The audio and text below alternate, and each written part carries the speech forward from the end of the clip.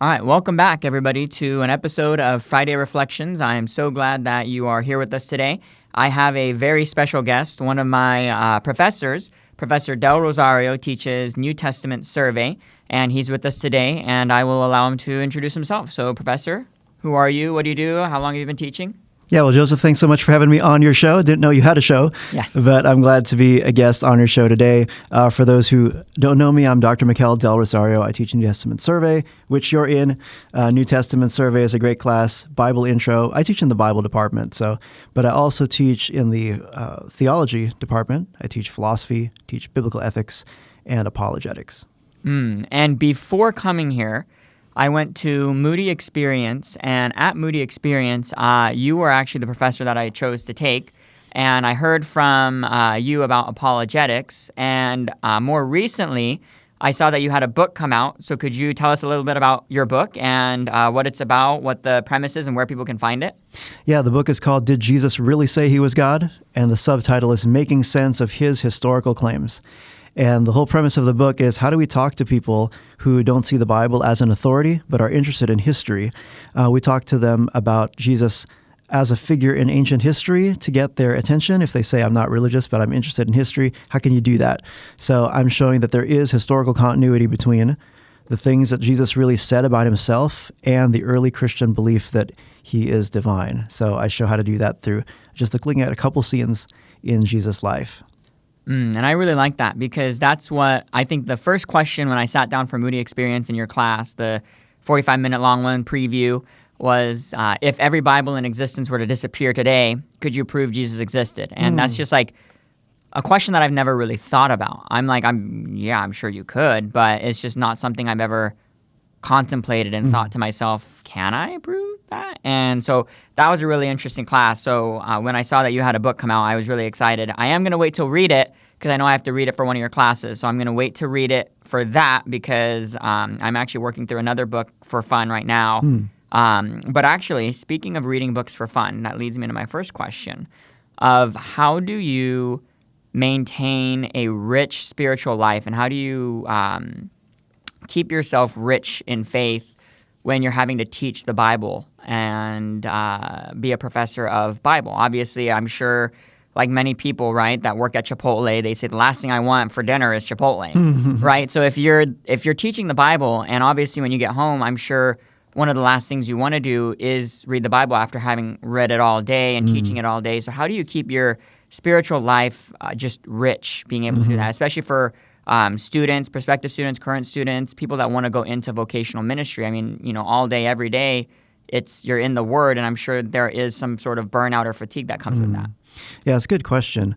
There is a spiritual side that you need to keep alive, not just the academic side, because you can be an atheist and do New Testament textual criticism or study the Bible as a historical document, right, or as many documents in the Old Testament and the New Testament. And so it really is, for me, it's encountering God in church, encountering God in my personal life, being in prayer, and staying close to the Lord through worship. I love worship music, and I always have a tune in my heart or a song on my lips as I'm going throughout the day and just checking in and praying throughout my day. It's really that should fuel, that needs to fuel that academic work and that ministry. And that's true. You used to be a worship leader, correct? Or you still are a worship leader? Yeah, I was a worship leader for about 20 years. That's right. Yeah. I remember. I actually, I'll have to interject one of the clips into this of during our classes, you were singing. You had talked about a professor that had created a song for, was it it was something in the New Testament, and I remember you singing that for us in class. So I'll have to put that clip up here. Well, I did a rap to that's what it was. The Mishnah, which is something that my mentor, Daryl Elbach, he used to read it to a beat, but he didn't make a rap out of it, so I decided I would just make a rap out of it just to show, one, it's just a more fun way to engage with the text, but to show the different things that you weren't allowed to do on the Sabbath in the Mishnah, and that helps inform some of the early things that the Pharisees were concerned about back in Jesus' time. Yes, I remember enjoying that rap, and that was a lot of fun. A lot of my Friday reflections, it's really funny actually, because people that watch know most of my Friday reflections come from New Testament survey. Really? Because it's just the things that we learn are so interesting and it's new. And it's definitely one of the more interesting classes that I'm taking right now. And so most of the people that know, most of my Friday reflections come from New Testament survey. So now all the people watching know that my Friday reflections, this is the man, the myth, the legend that they come from. I appreciate that. And so actually speaking of that, what is your favorite part about being a professor at Moody? And have you been a professor anywhere else? And how does that compare? And what do you, I guess, like more about Moody? You know, this is my very first full-time professor job. So before that, I've been an adjunct at a variety of places. I was an adjunct at Dallas Theological Seminary. Right after I got my PhD in New Testament, I got asked to teach at Dallas Seminary, but not New Testament. I got asked to teach a podcasting class. So it was the Media Arts and Worship department that asked me to teach. I'll just go back in time. Before that, all throughout my seminary years, I was actually a online adjunct professor at Jessup University in California. Oh, okay. It's in Northern California. And before I went to Dallas Seminary, I was actually on campus there teaching as an adjunct, but as just a part-time. And so at the same time, I was also teaching at Western Seminary. I taught an apologetics and evangelism class for them. And interestingly enough, University of Phoenix, which is a secular school. People think of them as just online, but I was in the classroom. Wow. There was a Sacramento campus, one in Roseville, and one in all these different places that actually have many different learning centers that I would teach at. So I got to teach world religion for them. I got to teach ethics for them, so that was cool. And then my alma mater is Biola University. And so I went to Biola in Southern California. I was a comm major. And after graduating comm 99 and then 2003 was my apologetics MA, I got to be an adjunct at Biola as well. And I taught speech communications. I did the lab portion with the speeches that students would give. So what I like best about here is, one, I'm a full-time professor, so I have an office and I have, more resources and more responsibilities as well, faculty meetings and things like that. But I love getting together with students and having coffee with them at Joe's, having breakfast or lunch in the SDR. Really, the relationships with the students are what I like best. Yeah, I do enjoy that about Moody here is I think one of the hesitations that I had personally coming to college was I was not a good high school student by any stretch of the imagination. And so I was really nervous. I'm like, why do I want to go willingly and pay to go sit through more of that? But being here, a lot of the professors I've enjoyed, like you, who are open and willing to debate things, right? So it's like, I've had a professor, actually, he said, he's like, I'm not going to take you down a grade or anything for disagreeing with me. He said, this is how I interpret the scripture. Some people interpret it differently.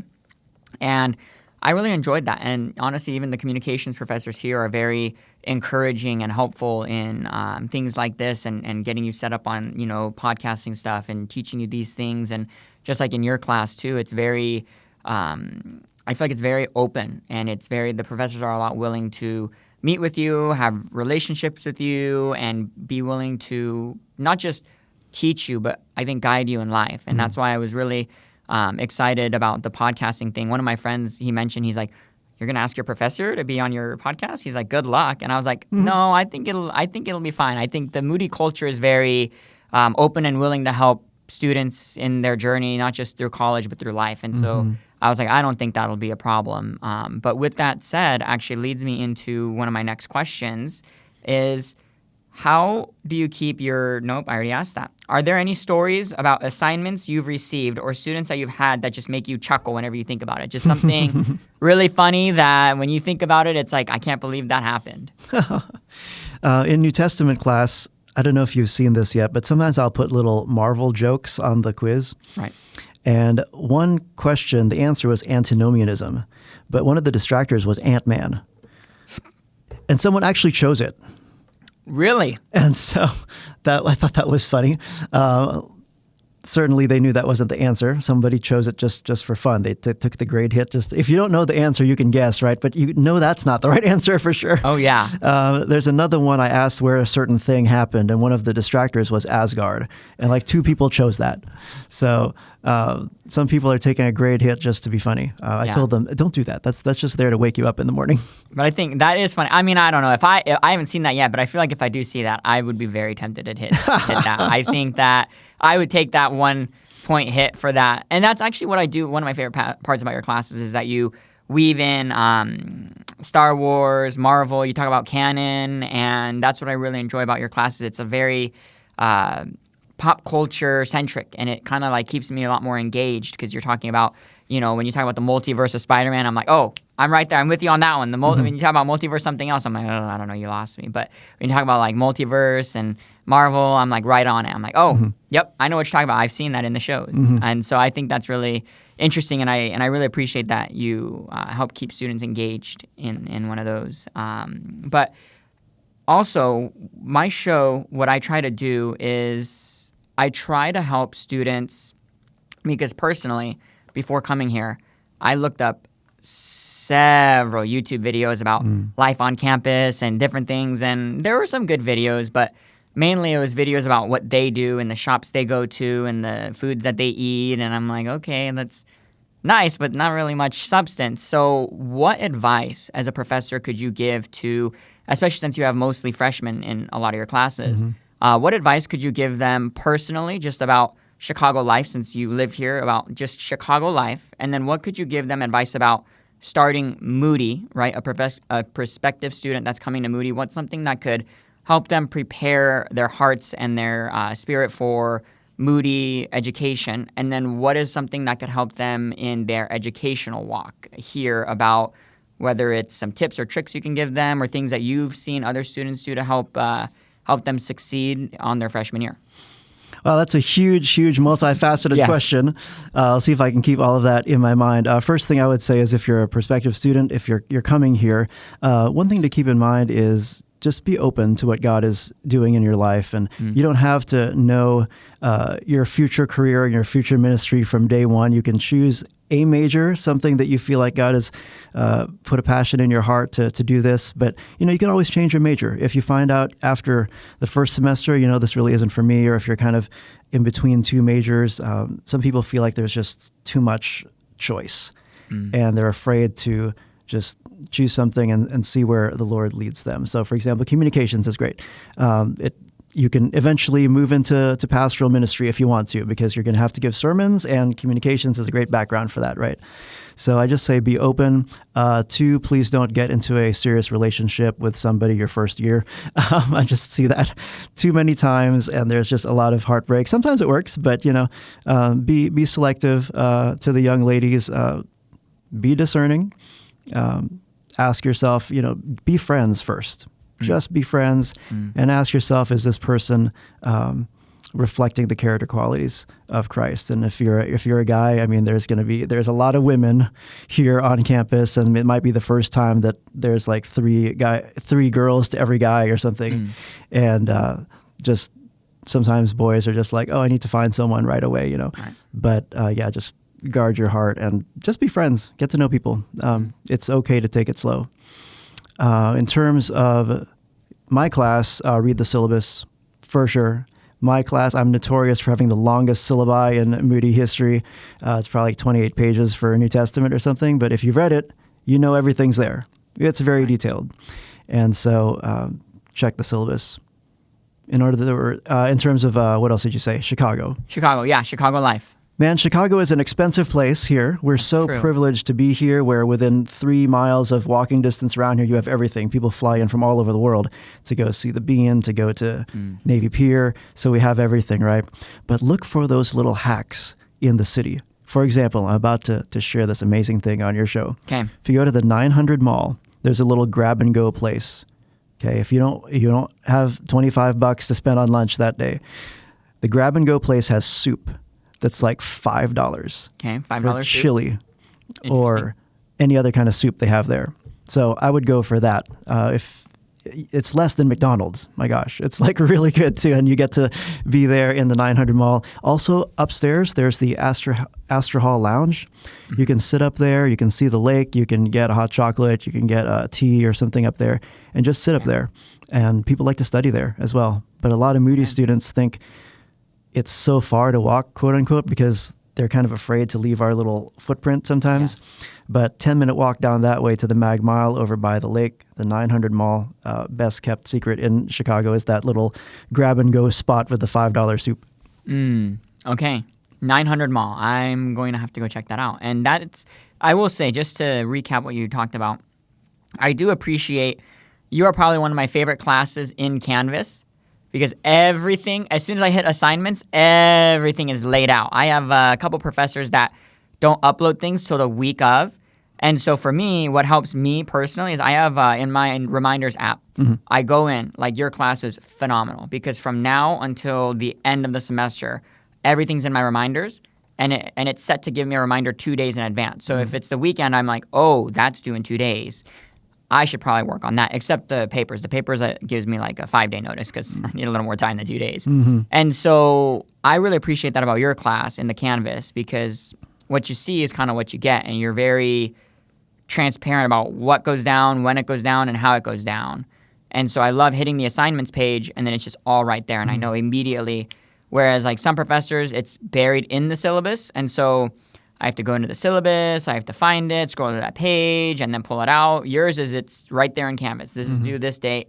And you do also offer a lot of extra credit, which I really enjoy because, even if I don't need it, I just like having extra credit, and I also think that some of the extra credit is kind of fun. Like the episodes for the Acts paper, I really enjoyed that in your class. I just turned it in last night, obviously, and it was, that was a lot of fun, just being able to, just the communications brain in me, just like thinking of, I'm like, ooh, what would I name this episode? One of the episodes I named, the episode that Stephen gets stoned, I named it Hearts of Stone. And so it was just fun, just being able to play around with that. And I know you are offering extra credit if we do more. And I'm like, yeah, I'll do more of those episodes. That's fine. Really like it. Yeah, I'm like, I'll do that. And, it's like free extra credit. I'm like, it's fun to me, so I'll do that. But, okay, so 900 Mall.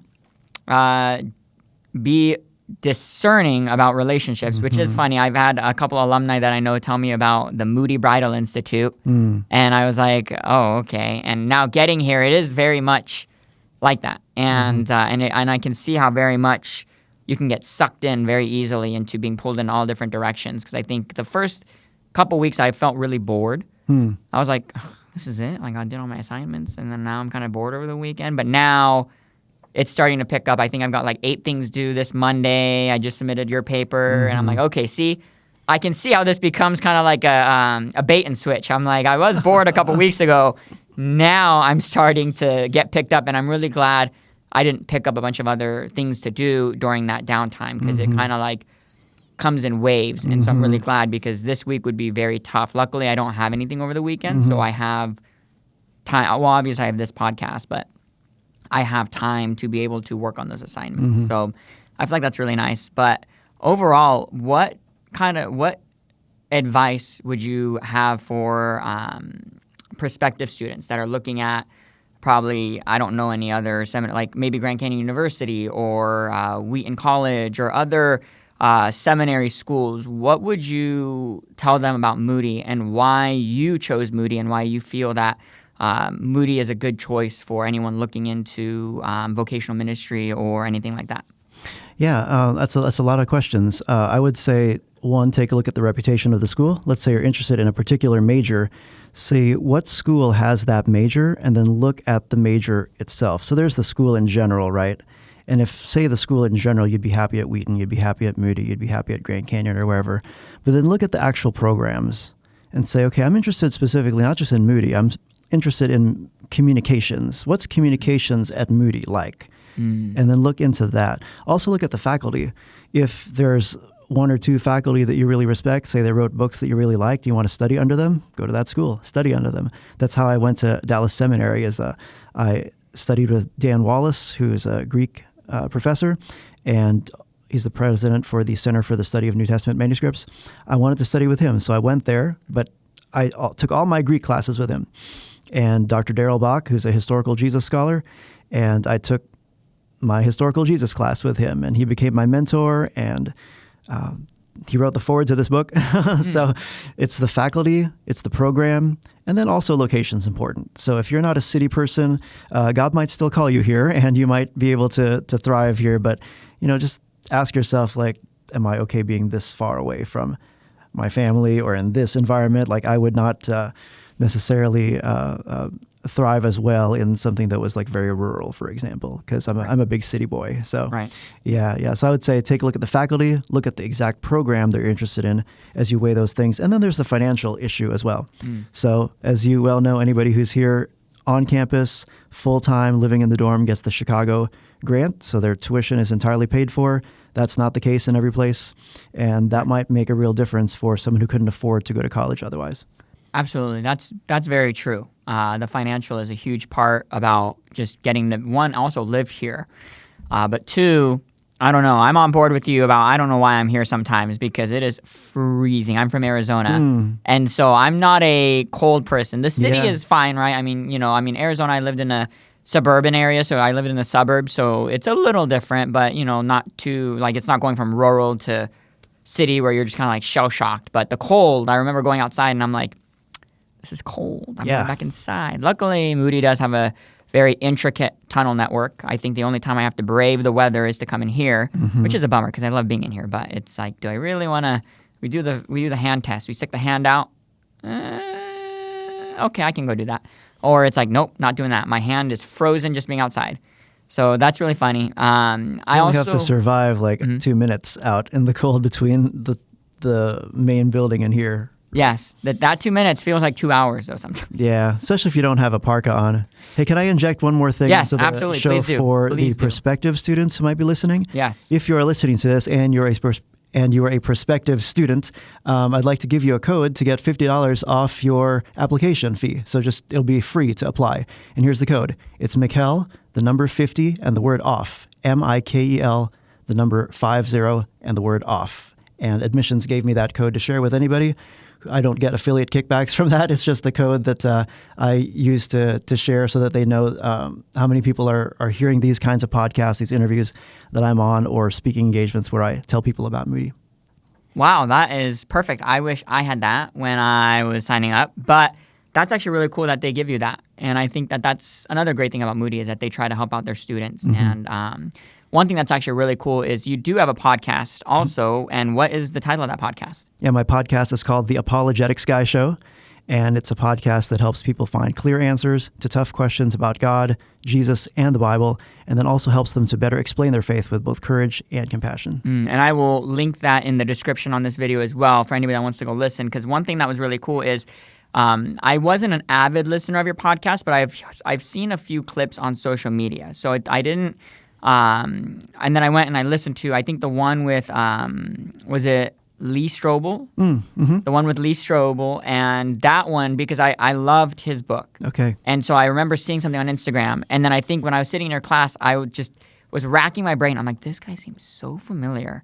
I don't know where I know him from. And then I remember looking you up, Mikel Del Rosario, and I was like, Oh, and then I started connecting the dots of the Lee Strobel and the whole thing, and I was like, okay, so I do remember listening to one of your podcasts, and so that was a lot of fun getting to take a little preview class from you, especially since somebody that I didn't know you, I didn't know anything about Moody, I didn't know anything about anything, I just came across my Instagram, and then now I'm in your class, and so I thought that was really funny, just kind of like a full circle. Yeah, you want to hear the story about how that happened? Yes, please. So...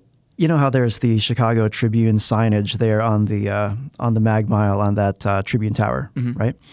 So I challenged myself to do a little Instagram reel apologetics related around here in some landmark in the city. So I went there and I said, that reminds me of Lee Strobel because, he was a Chicago Tribune legal editor, right? He was atheist. Then he became a Christian after investigating the Bible and the resurrection. Right. So I started the reel out with, when people tell me apologetics doesn't work, I think maybe their sample size might just be a little too small. Like maybe they just don't know anybody who would say that apologetics played a role in their spiritual journey. And then I said, well, let me show you something up here. And I said, we are here at the world famous Tribune Tower. And when I see this signage, it reminds me of Lee Strobel. And Lee Strobel saw that clip. And then he DM'd me on Twitter X, and he's like, I get so nostalgic when I see that building because, that's, the whole time that he was going through that, everything he wrote in that book, right, The Case for Christ. And he said, I've been watching your ministry from afar, and I'm cheering you on, brother, or something like that. And I had met him before, but I've never had personal DMs with him. Right. So then I said, you want to read my book? And he's like, sure. So then I sent him a copy of the book. He did endorse the book, but it's not in here because he sent it in late. But it will be in the electronic version, and we use it on promos. But that's how really the cool. Lee Strobel thing happened. Because then I said, you want to be on my podcast? And that's how that show that you saw came about. That's really cool because I also saw that one, and then I also saw. Didn't you have James Warner Wallace as well? Oh, yeah. Jim Wallace is a friend as well. He's been on my show 4 times. And when I was on the Dallas Seminary podcast, I managed that show for 10 years. Mm. And I was a host for 6 years. It's called The Table Podcast.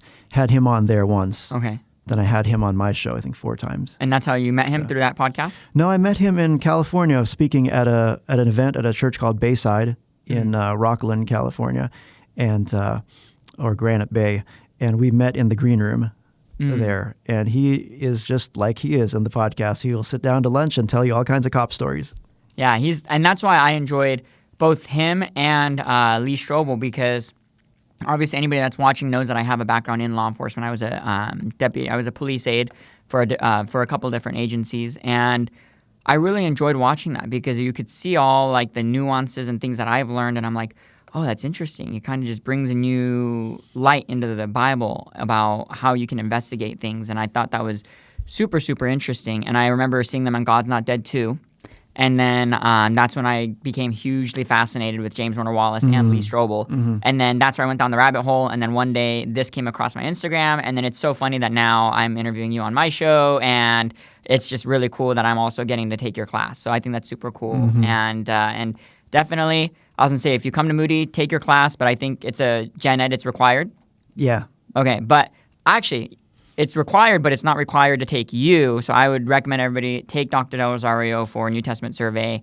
I'm really enjoying your class, and I'm really excited for the rest of the semester. But with that said, to wrap up, do you have any closing thoughts? Anything else you'd like to share? Anything else I'd like to share? Well, if you're watching this, you're a prospective student, I'd love to have you in class. If you are a Moody student, I'd still love to have you in class. So please be sure to check your schedule and see if something works out. I guess one thing that I would leave people with that I'd like people to know when they walk away from my class is, one, it's perfectly normal and not a thing to be ashamed of if you have doubts and questions and struggle with your faith. But if Jesus rose from the dead, Christianity is true. And that's just the end of it, which means that we can be faithful followers of Jesus even if we don't know what to do with evolution or with this textual variant in the New Testament or the end times. You can study, you can learn, you can grow, you can change your mind on things, on these secondary things. But if Jesus rose from the dead, Christianity is true. And that's something solid that we can cling to even when we have these doubts. And then it doesn't have to be that one Jenga block that crashes your faith. Because that's what happens for some people. They elevate some view of inerrancy or some view of the end times to that one Jenga block that they're like, oh, I guess Christianity is not true then. But cling to Jesus, cling to the resurrection. Christianity is true. I really like that. And that's a perfect thought to end on. And I do want to show, because I don't remember if the camera showed it or not, but this is Dr. Del Rosario's book, if anybody would like to go and read it and purchase that. And then also The Apologetics Guy. And with that said, again, thank you so much, Professor Del Rosario, for coming on the show. I really appreciate your time. And you're off to do MMA, is that correct? That's right. It's called Moody Martial Arts. Yep. Wow. All right. With Dr. Sam Murphy. So if you're a Moody student, come check us out as well. We meet on Fridays in Solheim. Okay, well, enjoy your MMA at Solheim. And with that said, thank you everyone for tuning in to Chicago for Friday Reflections. And I hope you have a great rest of your day. And I'll see you on the next episode where I'll have Doc Wash, who's Dr. Washington. He's a beloved VP here at Moody. And I'm really excited for that interview and a little special treat at the end of that. So make sure you tune in for that one. And other than that, have a great rest of your day and be blessed. Just want to remind everyone, like and subscribe. It was a joke, but please go ahead and show some love and support the channel. Thank you, Shikai Joe.